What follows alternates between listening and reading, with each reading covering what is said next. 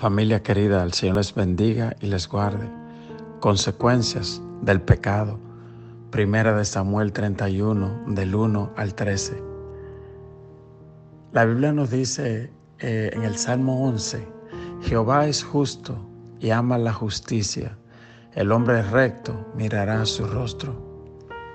Y esto revela el carácter de Dios. Dice que Él es justo y que Él ama la justicia. Por un lado, Dios es nuestro Padre, un Padre de amor. Pero por el otro lado, Él es el juez del universo. Y Él tiene que ser justo. Entonces, cuando sus hijos pecan, siempre me gusta poner el ejemplo de un juez que se le presenta a alguien porque robó y dice, es que robé porque mi hijo no tenía pan. Y el juez dice, bueno, tengo que condenarte, lo siento, entiendo que lo hiciste porque tenía una necesidad, pero la ley dice que el robo debe penarse con $50. Y el rey, aun haya sido su hijo que haya robado, tiene que cumplir con la ley. El rey impone la multa de $50, pero él mismo paga la multa. Y eso fue lo que hizo Dios por medio de Jesús. Pagó el precio del pecado. Y el precio del pecado fue la muerte de su Hijo Jesús. Nunca se le olvida un versículo que dice en la Biblia, la paga del pecado es muerte. Y eso es lo que vemos cuando leemos la historia del rey Saúl, un rey que empezó muy bien y terminó tan mal, que el error de Saúl, el pecado de Saúl, arrastró la muerte también de sus 3 hijos el mismo día. Y eso es una triste realidad, que muchas veces nuestro pecado, nuestra falta, trae consecuencias sobre otro. Un ejemplo que pongo es cuando un padre se conduce mal en su trabajo o en su empresa y lo botan del trabajo, pierde su empresa. No solo él sufre, sino también toda su familia. Lamentablemente no vivimos en un universo aislado y nuestras acciones siempre traen consecuencias sobre otros terceros. Adán y Eva, cuando pecaron, fueron echados del huerto y luego la desobediencia de Adán y Eva, ese pecado, introdujo la muerte a su familia. No solo Adán y Eva murieron, como le fue dicho, sino que también ellos tuvieron que ver a Caín matar a su propio hermano Abel. ¿Usted se imagina lo terrible que fue para esa familia la consecuencia del pecado? Eso es lo que pasa cuando dejamos que Satanás se introduzca en nuestra familia. Y la cosa que libra al cristiano se llama el temor de Dios. El temor de Dios nace cuando una persona entiende que, como dice el Salmo 139, ¿a dónde me iré de tu espíritu? Cuando uno sabe, como dice también la Biblia, que todos nuestros pensamientos están desnudos delante de aquel a quien hemos de dar cuenta. Cuando uno entiende bien la omnisciencia, la omnipresencia de Dios, que Él todo lo sabe, que Él todo lo ve, que no podemos escondernos de Dios. Dice la Biblia que de cada palabra ociosa que salga de nuestra boca daremos cuenta delante de Dios. Y que dice la Biblia, vivo yo, dice Jehová, que ante mí se doblará toda rodilla. Y que no hay nada oculto que no haya de ser manifiesto, dice la Biblia. Entonces nos damos cuenta que de qué nos vale hacer las cosas a escondida cuando un día todo aquello será manifiesto delante de Dios y delante de todas las personas. Toda aquella cosa que tú hayas cometido, que no hayas confesado y que no hayas sido perdonado, aquel día va a ser expuesto. Pero si hoy uno se arrepiente y pide perdón, esas cosas son borradas. Así como Dios tiene la capacidad para crear cosas de la nada, Él también tiene la capacidad para que las cosas creadas sean devueltas a la nada. Y eso Él hace con el pecado cuando es perdonado. Son borrados, dice la Biblia. Pero también cuando nosotros no nos arrepentimos, nuestros nombres son borrados. De hecho, en Apocalipsis como veíamos en el mensaje del domingo, dice: por cuanto eres tibio y no frío ni caliente, te vomitaré de mi boca. Es decir, no solo el pecador indolente, sino también con aquel que es frío, porque no es, que es tibio, que no es ni frío ni caliente, ese también va a ser vomitado. Entonces, este tipo de cosas debe movernos a reflexión para afirmar nuestros pasos, para escoger ser fieles a Dios. En 1 Samuel 31, verso 1 nos dice: los filisteos pues pelearon contra Israel, y los de Israel huyeron delante de los filisteos y cayeron muertos en el monte de Gilboa. Entonces vemos que no solo Saúl, sino que el ejército que le acompañaba pereció. Dice la Biblia: y siguieron los filisteos a Saúl y a sus hijos, y mataron a Jonatán, a Abinadab y a Malquisúa, hijos de Saúl. Y arreció la batalla contra Saúl, y le alcanzaron los flecheros, y tuvo gran temor de ellos. Entonces dijo Saúl a su escudero: saca tu espada y traspásame con ella, para que no vengan estos incircuncisos y me traspasen y me escarnezcan. Mas su escudero no quería, porque tenía gran temor. Entonces Saúl tomó su propia espada y se echó sobre ella. Y viendo a su escudero a Saúl muerto, él también se echó sobre su espada y murió con él. Así murió Saúl en aquel día, juntamente con sus 3 hijos y su escudero y todos sus varones. Repito, este tipo de historia nos hace volvernos a Dios con reverencia, sabiendo que Él es justo. Dios no es un padrino.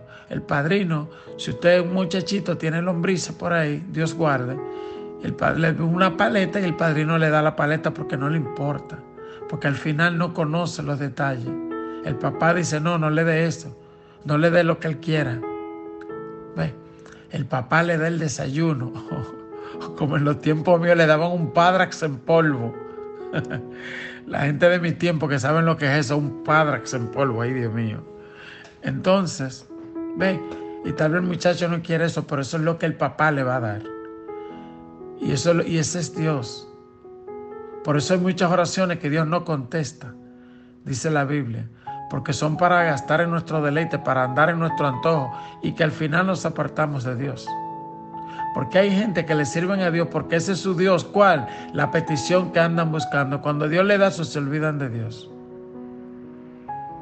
Las riquezas no son malas, pero mal manejadas se vuelven una trampa mortal. A eso se refirió Jesús cuando habló del engaño de las riquezas. En el caso de Saúl, se volvió ciego por el poder, y aunque le habían advertido que mañana era su día de muerte, él, cuando uno lee su historia final, nunca se arrepintió, o aparentemente nunca se arrepintió. No dijo: Señor, perdóname, sé que he andado mal. No, el odio lo cegó. Y no sé, porque David pecó, hizo cosas peores que Saúl, pero David se arrepentía. Usted lee el Salmo 51 y dice: ten piedad de mí, oh Dios, conforme a la multitud de tus piedades, borra mis rebeliones. Ese era David. Y ese tenemos que ser usted y yo cuando pecamos. Ahí mismo arrepentirnos: Padre, perdóname, renuncio, Señor, a ese pecado. Esa era la grandeza de David. Hay mucho debate con Saúl, si se fue para el infierno o no. Muchos dicen: sí, porque él se mató. Pero cuando uno lee despacio, como comenta Clark en uno de sus comentarios, él dice, aquí dice que los arqueros lo alcanzaron, los flecheros lo alcanzaron y tuvo gran temor. Esto, según dice Clark, parece que él fue gravemente herido por los arqueros. Cuando lanzaban las flechas, parece que él estuvo entre los heridos mortalmente por los flecheros. Y parece que él, viendo que su muerte se dilataba, se arrojó sobre su espada, dado que el escudero no quiso terminar de matarlo, para que él pudiera morir. Hay otro relato más adelante de un joven amalecita que dice que él fue quien lo terminó de matar. Bueno, Quizás el amalecita mintió para tratar de congraciarse con David. La Biblia no aclara. Lo que sí que a Saúl le dijeron, mañana estarás conmigo, le dijo Samuel. Así que partiendo de esto uno pudiera inferir que en algún momento antes de morir, Saúl reconoció la maldad de su pecado y se arrepintió como el ladrón de la cruz. Pero la Biblia no entra en detalle con esto. ¿Ok? Lo que sí tenemos nosotros es que mirar cómo este rey terminó tan mal y cómo arrastró a la muerte al valiente Jonatán, que aunque sabía que su padre andaba en pecado, aunque sabía que aquella batalla era perdida, no abandonó a su padre. ¡Wow! No abandonó a su rey, no abandonó las batallas de Jehová. Esa es la grandeza de este hombre llamado Jonatán, amigo de David. Aún en su vida le dijo a David, yo sé que tú serás el rey. Él tenía 2 hermanos más, pero le dijo a David, yo sé que tú serás el rey. Dice la Biblia en el verso 7, y los de Israel que eran del otro valle y del otro lado del Jordán, viendo que Israel había huido y que Saúl y sus hijos habían sido muertos, dejaron las ciudades y huyeron, y los filisteos vinieron y habitaron en ellas. Y aconteció el día siguiente que viniendo los filisteos a despojar los muertos, hallaron a Saúl y a sus 3 hijos tendidos en el monte de Gilboa, y le cortaron la cabeza y le despojaron de las armas, y enviaron mensajeros por toda la tierra de los filisteos para que llevaran las buenas nuevas al templo de sus ídolos y al pueblo. Miren, en el mundo espiritual esto tiene mucho significado. Dice que a Saúl le cortaron la cabeza cuando encontraron su cuerpo. Lo mismo pasa en el mundo espiritual con el pecado. La Biblia dice en Apocalipsis, tú tienes nombre de que estás vivo, estás muerto. Hay muchas personas con la cabeza cortada, muertos. Ayer le escuchaba de unos satanistas, alguien que tiene un vecino que es satanista y que él sale al patio a hacer rituales satánicos. Y yo digo, el satanista puede hacer que esté más salvo que muchos tibios que andan por ahí, porque el tibio cree que es salvo. Él peca un chin y va a la iglesia. Y él cree que es salvo por eso. Y está más perdido que el satanista. Porque la Biblia dice claramente que al frío, al tibio, él lo vomita. El satanista sabe que está perdido y sabe que tiene que arrepentirse. Pero el tibio cree que está bien. Ese es el gran problema. ¿Ok? Y dice que le cortaron la cabeza. Así es lo mismo que hace el pecado. Aunque usted ande por ahí y que cree que lo está bien, el pecado te corta la cabeza. Y tus bendiciones y tus herencias son traspasadas. De hecho, usted debe notar despacio que el joven que dijo que mató a Saúl y le quitó la corona fue un amalecita. Y justo a Saúl lo mandaron a exterminar a los amalecitas y él no lo hizo. Y justo un amalecita lo extermina, según el relato de este joven. ¿Qué quiere decir esto? Que muchas veces esa cosa por la que tú cambias a tu Dios, Dios te entrega en manos de esa misma cosa.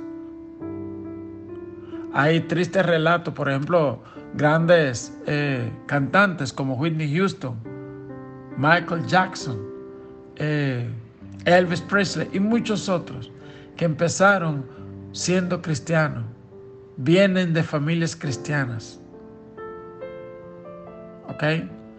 Pero en un momento de su vida se descarriaron. ¿Y cómo terminaron?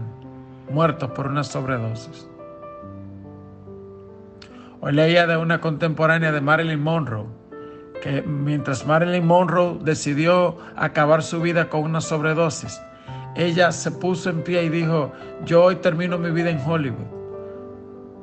Decido entregarle la vida a mi Señor Jesús.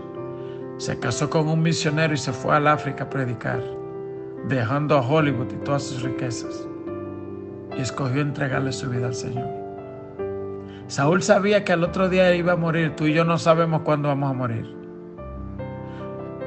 Hoy tú y yo debemos preguntarnos, ¿está nuestro nombre escrito en el libro de la vida? ¿Qué pasa si hoy me tocara partir de esta tierra? En el caso de Saúl, Dice que luego que le cortaron la cabeza, pusieron su cabeza en el templo de su Dios. Porque ellos creían, los filisteos, que era su Dios que le había dado la batalla, la victoria. Y no saben que fue la desobediencia de Saúl, que fue Dios que le dio la espalda. Porque hay gente que cree que Dios no da la espalda. Sí, Dios da la espalda. No somos todos hijos de Dios, somos criaturas de Dios. Pero la Biblia dice: a los que le recibieron, a los que creen en su nombre, le dio potestad de ser hecho hijo de Dios. Los otros no. O sea, Dios mismo le dijo a los escribas y fariseos: ustedes son hijos de vuestro padre, el diablo. ¿Cómo uno sabe cuando uno es hijo del otro? Cuando uno hace la voluntad del otro y le sirve al otro. Dice el verso 11: mas oyendo los de Jabes de Galaad que los filisteos habían hecho esto a Saúl, todos los hombres valientes se levantaron y anduvieron toda aquella noche y quitaron el cuerpo de Saúl y los cuerpos de sus hijos del muro de Bet-San, y viniendo a Jabes lo quemaron allí, y tomando sus huesos los sepultaron debajo de un árbol en Jabes, y ayunaron 7 días. Esta gente tuvieron una gratitud enorme, porque Saúl los había librado al principio de su reinado, y ellos fueron e hicieron misericordia con los huesos de Saúl. Saúl estaba muerto, pero dijeron: aquí nosotros tenemos gratitud con ese hombre. Que el Señor le bendiga en este día, nos ayude a ser agradecidos, nos ayudes a saber humillarnos, a saber pedir perdón a Dios. Diga conmigo esta palabra: Dios, sé que tú cumples tu palabra. Dame una fe humilde para obedecerte. Andaré siempre con temor delante de tus ojos, ya que tú eres omnisciente y todo lo sabes. Me esforzaré en hacer lo correcto y el bien en mi vida, deseando que tú las recuerdes durante mis últimos días. Perdona mis pecados y escribe mi nombre en el libro de la vida. Borra mis rebeliones. Gracias te doy por salvarme. Dios te bendiga. Dios te guarde.